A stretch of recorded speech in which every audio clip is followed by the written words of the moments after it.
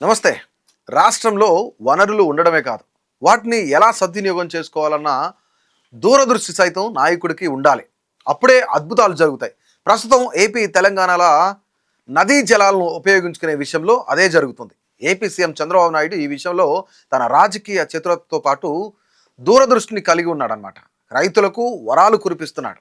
ఒకవైపు తెలంగాణలోని రాజకీయ నాయకులు, రైతులు ఏపీ ప్రభుత్వం పైన, సీఎం చంద్రబాబు నాయుడుపై తీవ్ర స్థాయిలో మండిపడుతుంటే, ఇంకోవైపు ఏపీ రైతాంగానికి మాత్రం ఈ నిర్ణయాలు పెద్ద వరంలా మారాయనే అభిప్రాయం కూడా వ్యక్తమవుతుంది.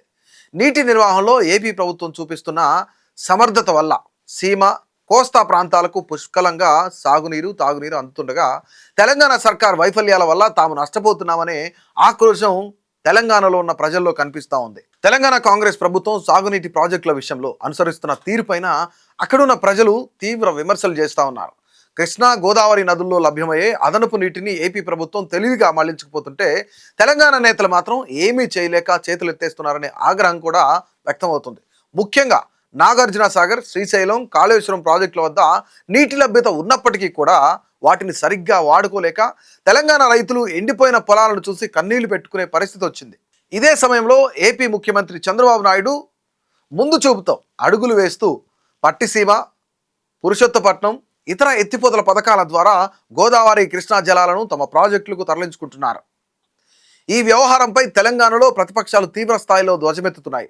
బీఆర్ఎస్ కీలక నేత హరీష్ రావు, జగదీశ్వర్ రెడ్డి లాంటి నాయకులు తెలంగాణ కాంగ్రెస్ ప్రభుత్వంపై సంచలనమైన ఆరోపణలు కూడా చేస్తున్నారు. ఏపీ ప్రభుత్వం అనుమతులు లేకుండానే కృష్ణా, గోదావరి జలాలను తరలించకపోతున్న తెలంగాణ సీఎం, మంత్రులు స్పందించడం లేదని వారు మండిపడుతూ ఉన్నారు.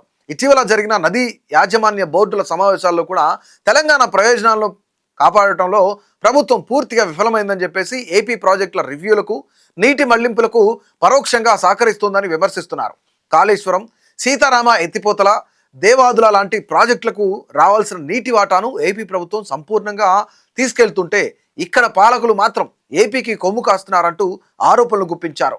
తెలంగాణలోని ఎగువ ప్రాంతాల్లో వర్షాలు పడి గోదావరికి భారీగా వరద నీరు వచ్చి చేరుతున్నప్పటికీ ఆ నీటిని నిల్వ చేసుకుని వాడుకోవడంలో తెలంగాణ ప్రభుత్వం ఘోరంగా విఫలమైంది.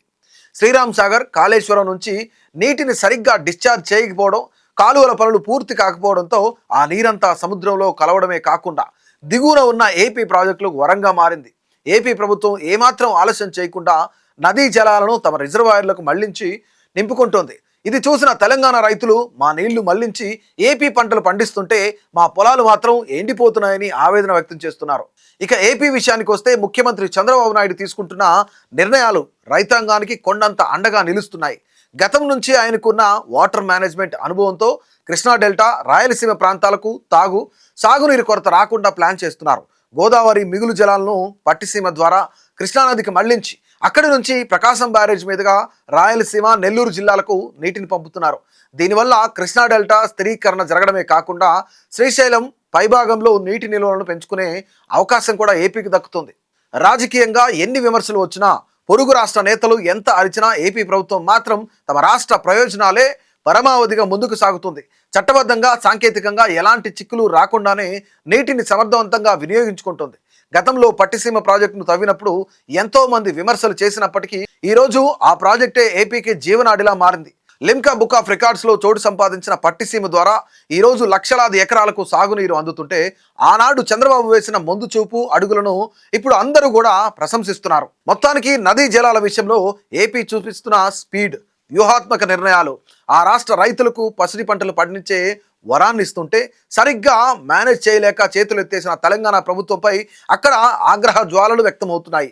ఒకే నది, ఒకే వరద నీరు, కానీ ఒకవైపు లీడర్షిప్, విజన్తో పచ్చని పొలాలు కనిపిస్తుంటే, ఇంకోవైపు నిర్లక్ష్యంతో ఆక్రోశం, ఆవేదన మిగులుతున్నాయి. రాబోయే రోజుల్లో ఈ నీటి వివాదం పొరుగు రాష్ట్రాల మధ్య పొలిటికల్ హీట్ను మరింత పెంచేలా కనిపిస్తోంది.